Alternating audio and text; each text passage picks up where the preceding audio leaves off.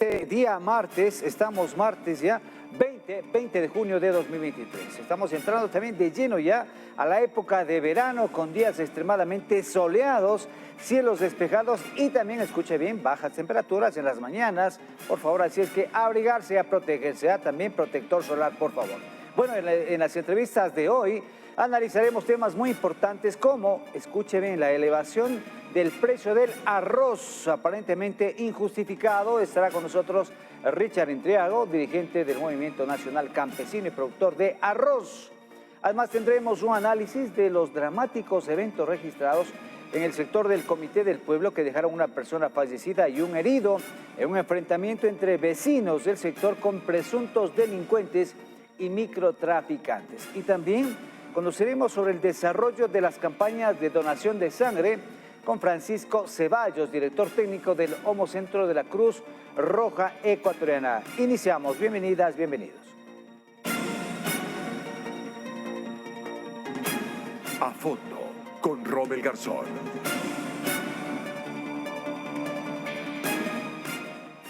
7:03, 7 de la mañana con 3 minutos. Atención, el Ministerio de Agricultura junto con la Corporación de Productores de Arroz ratificaron que no debe haber, escuche bien, justificación alguna para elevar el precio del arroz en el país, ya que indicaron que existe la suficiente producción para abastecer la demanda a nivel nacional. Los agricultores han mencionado que el encarecimiento del producto se debe a las especulaciones sobre la llegada del fenómeno de El Niño en algunos mercados. Clientes ya han denunciado que el precio del arroz está elevado. En enero las 100 libras costaban, escuche bien, $32 y ahora en junio se vende hasta en $62, como escuchó. ¿Cuál es la situación? Le vamos a consultar de inmediato a Richard Intriago, dirigente del Movimiento Nacional Campesino, productor de arroz. Buenos días, ¿cómo amaneció? Buenos días, estimado Rommel. Muchas gracias por la entrevista. ¿Cuál es la situación? ¿Qué mismo está pasando? Porque en efecto yo he ido al mercado a comprar arroz y mire lo que pasó. Un día me dijeron $50 el quintal. Al siguiente día o 2 días después, $60. ¿Esto se justifica? ¿No se justifica? ¿Cuál es la situación? Bienvenido nuevamente. A ver, veamos un poco la situación. Yo creo que primero tenemos un Ministerio de Agricultura que está perdido en el tema técnico, en el tema real de la sociedad y no está entendiendo a fondo lo que está ocurriendo. Efectivamente, muchos arroceros en la cuenca baja del Guayas principalmente hemos perdido los cultivos debido a un invierno diferente que hemos tenido este año que se ha extendido hasta junio como normalmente no ocurre. Así que el querer decir que no existe una pérdida importante, cuantiosa de la producción arrocera es simplemente desconocimiento de lo que está pasando o manipulación para poder llegar a medidas que beneficien a otros industriales o que beneficien a otros grupos poderosos. ¿Por qué? Primero, efectivamente, si hay una disminución de la producción arrocera, va a haber un incremento del precio. Eso es normal. Debió haber un incremento del precio, no al nivel que estamos ahora. Lo que pasa es que los grandes industriales acapararon la última cosecha, que no fue buena, fue pequeña, la acapararon y ahora especulan con ella. Todo el tiempo hacen lo mismo, si ya lo saben en el país. Los alimentos son presa de la especulación de los agroindustriales grandes y de los intermediarios, de los comerciantes. Eso lo sabe el Ministerio de Agricultura. El tema es por qué no ha hecho una política pública sabiendo que íbamos a tener problemas ambientales o sabiendo que íbamos a tener problemas como el fenómeno del Niño. Hay que hacer una política pública que beneficie al agricultor y al consumidor, que es lo que no tenemos en el país. A ver, vamos analizando pues poco a poco, paso a paso este tema. ¿Cómo está la producción de arroz? Porque tengo aquí un dato que se publicó hace pocos días.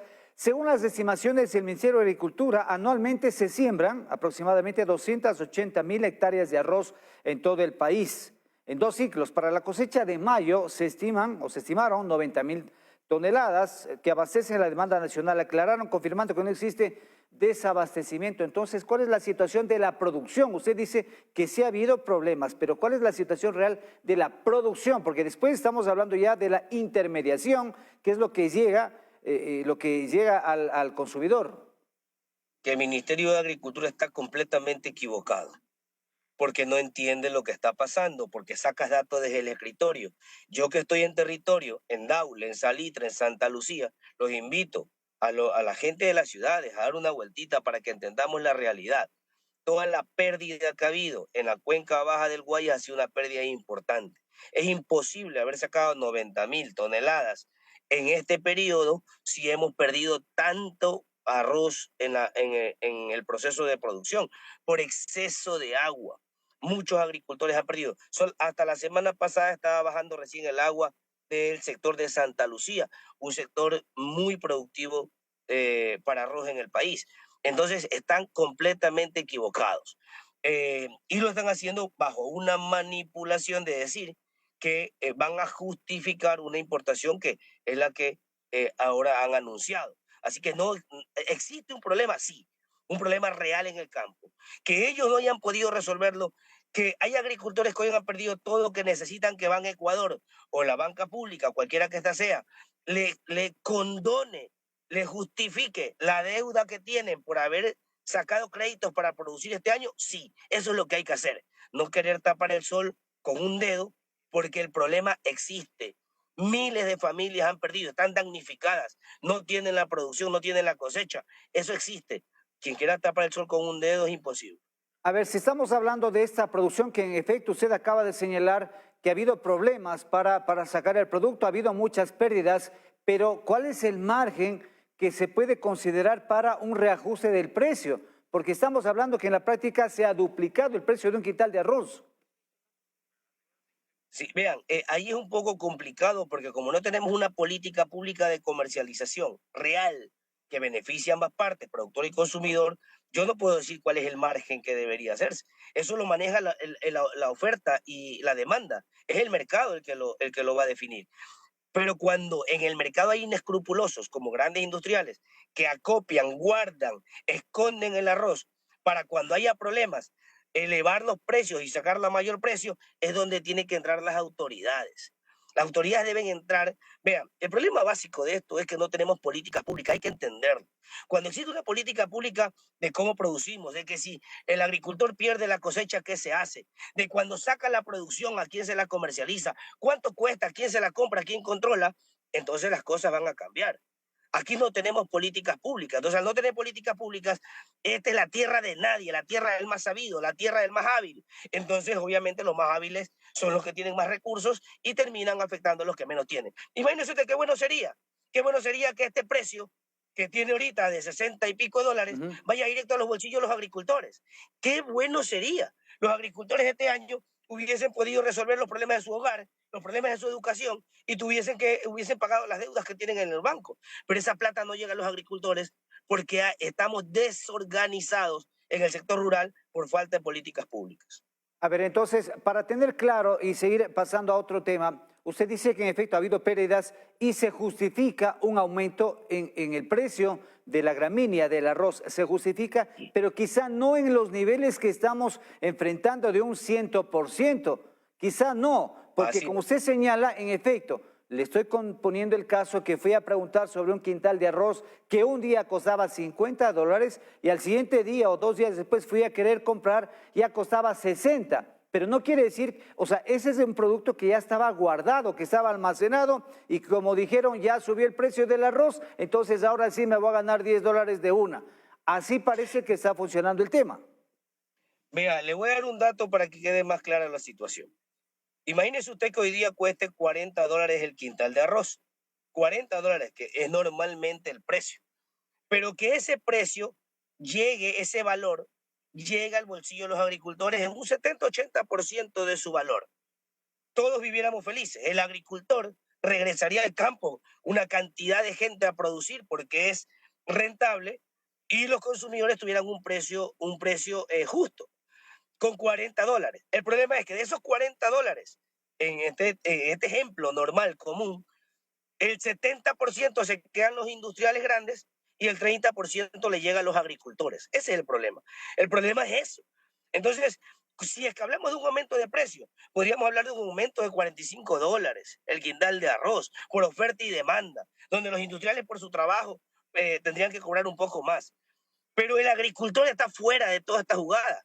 El agricultor está fuera de los aumentos de precio. El agricultor, la única vez que el agricultor participa es cuando el precio se cae y tiene que seguir vendiendo a $18 la saca de arroz, donde sale un quintal, un cuarto de arroz pilado, tienen que seguirlo vendiendo a 18 y $20 a los industriales.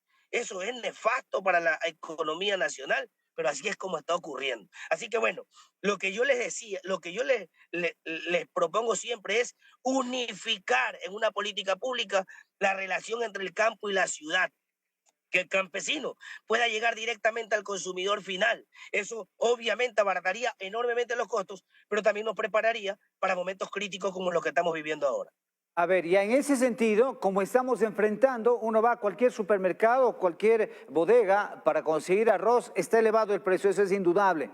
Por eso mismo se anuncia una importación de arroz. ¿Qué puede pasar o qué pasará cuando llegue arroz del extranjero, de los países vecinos? Vea, las medidas que se están tomando ahora desde el gobierno nacional son pataletas de ahogado desesperados porque les quedan unos cuantos meses y tienen que hacer su agosto. Entonces, no están pensando en los pequeños agricultores con las políticas públicas que están tomando.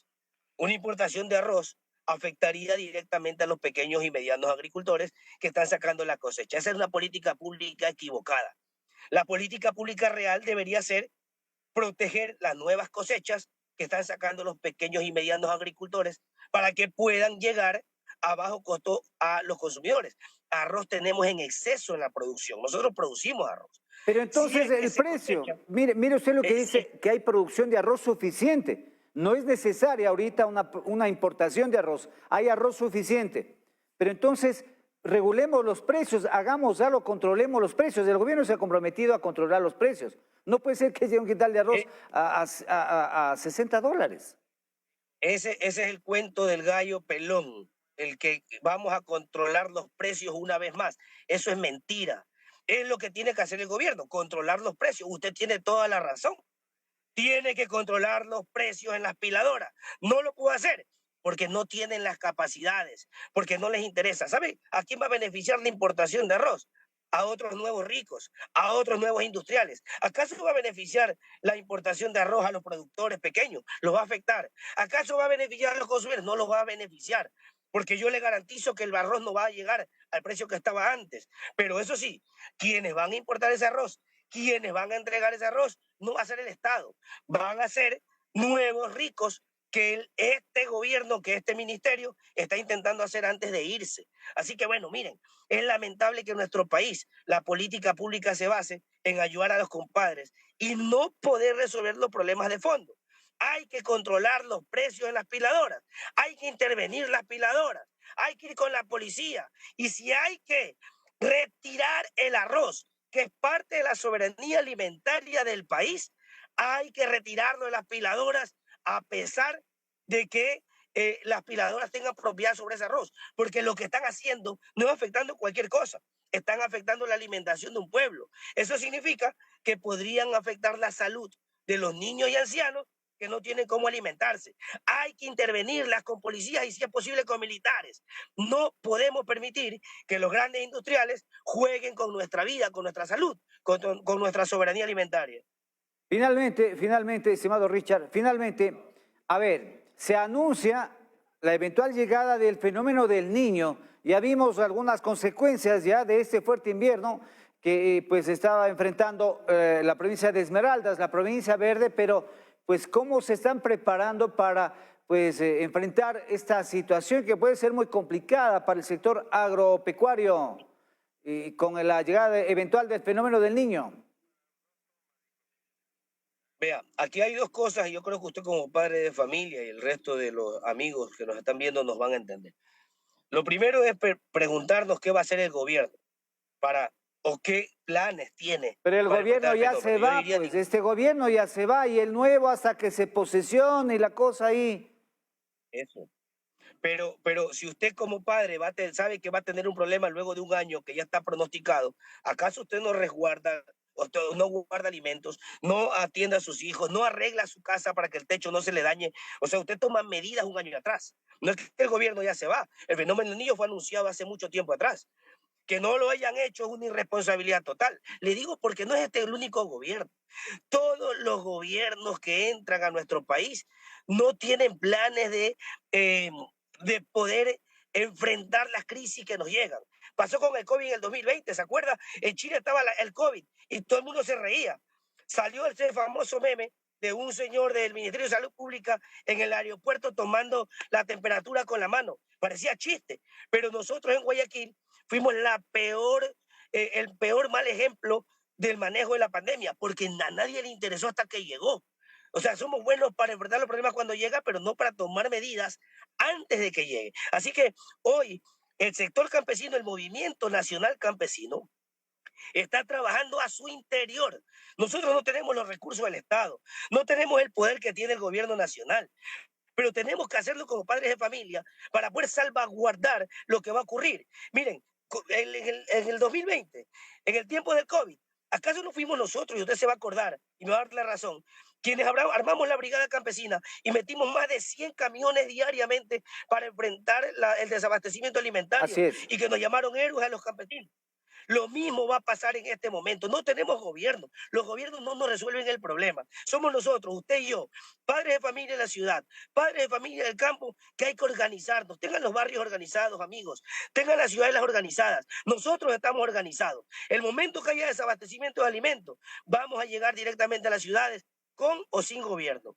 Muy bien, queremos agradecer a Richard Intriago, dirigente del Movimiento Nacional Campesino y productor de arroz, pues que está con nosotros analizando esta situación y esperamos que exista control porque si no, no puede ser que un quintal de arroz cueste más de $60. Un gusto, Richard. Estamos pendientes de las acciones, si hay novedades, háganos llegar la información, por favor. Un placer, muchas gracias y muchas bendiciones. Muchas gracias, igualmente. 7:18, una pausa, seguimos con...